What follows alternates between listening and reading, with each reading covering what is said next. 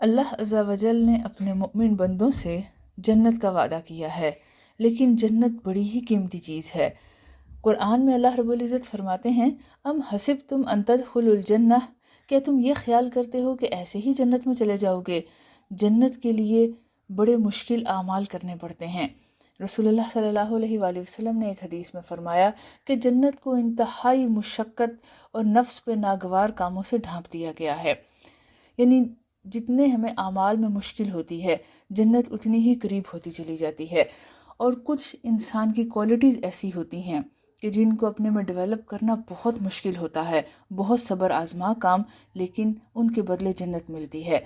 کچھ ایسی آزمائشیں اتنی سخت ہوتی ہیں کہ اس کا بدلہ جنت سے کم نہیں ہوتا۔ تو رسول اللہ صلی اللہ علیہ وآلہ وسلم نے اپنی حدیث میں ایسی 6 کوالٹیز کا ذکر کیا کہ اگر کوئی مسلمان ان میں سے کسی ایک سے بھی متصف ہو کر فوت ہو جائے تو اللہ تعالیٰ کی اس کے بارے میں ذمہ داری ہے کہ اسے جنت میں داخل کرے۔ تو پہلی کوالٹی یہ ہے کہ وہ آدمی جو جہاد کے لیے نکلا اور اسی سمت میں فوت ہو گیا یا اس نے شہادت کا درجہ حاصل کیا، تو اللہ تعالیٰ ایسے شخص کی جنت کے ضمانت دار ہیں۔ دوسرا وہ شخص جو کسی جنازے کے پیچھے چلا، اگر اسی راستے میں فوت ہو گیا تو اللہ تعالیٰ اس کے ذمہ دار ہیں کہ اس کو جنت میں داخل کریں گے۔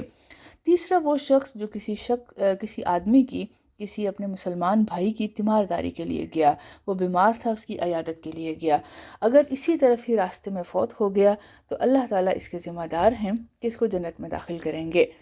چوتھا وہ شخص جس نے وضو کیا اور نماز ادا کرنے کے لیے مسجد کی طرف نکلا، اگر اسی راستے میں فوت ہو گیا تو اللہ تعالیٰ اس کے ضامن ہیں۔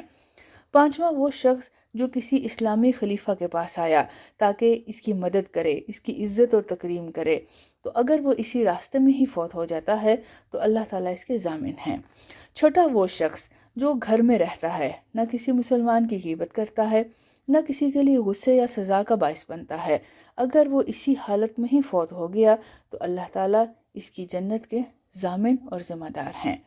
اللہ رب العزت ہمیں بھی ایسی کوالٹیز عطا فرمائیں کہ جس کے بدلے ہمیں اللہ کی رضا اور جنت نصیب ہو۔ آمین۔